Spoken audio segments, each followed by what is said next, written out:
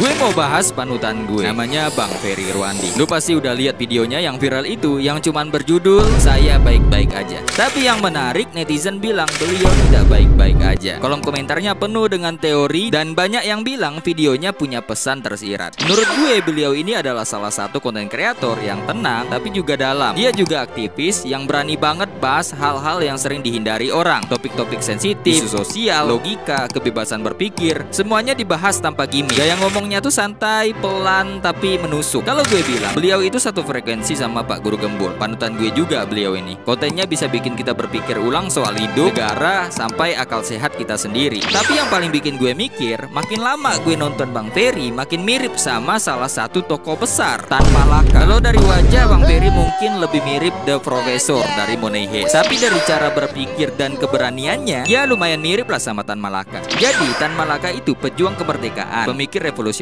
dan tokoh politik yang berpengaruh besar dalam sejarah Indonesia. Beliau yang nulis Nar The Republic Indonesia, buku yang jadi cikal bakal gagasan negara Republik kita saat ini. Pemikirannya bahkan menginspirasi Soekarno dan Hatta. Gue udah baca banyak bukunya, Madilog, Gerpolek, Aksi Massa, dan lain-lain. Dan dari tulisan-tulisan itu kelihatan banget kalau Tan Malaka adalah pemikir yang gak main-main. Tan Malaka dikenal berani menantang norma lama dan menyuarakan perspektif baru yang belum tentu bisa diterima semua orang. Intinya ya melawan arus. Pemikirannya soal pendidikan, politik, sosial, bahkan logika yang terlalu maju untuk zaman. Tapi justru karena itulah dia jadi tokoh penting. Dan Bang Ferry Irwandi menurut gue udah punya semangat itu. Beliau pernah bahas soal logika versus mistika, tentang cara berpikir kritis atau topik yang jarang disuarakan orang sekarang. Dan yang paling gue suka, beliau gak maksa. Dia cukup nyampein dengan tenang, tapi bikin kita mikir keras gitu. Makanya menurut gue Bang Ferry Irwandi itu bukan sekedar konten kreator. Dan kalau lu nonton videonya pelan-pelan, lu bakal ngerti kenapa konten beliau bisa ngena banget. Respect bang. Intinya gak semua orang bisa kayak lu.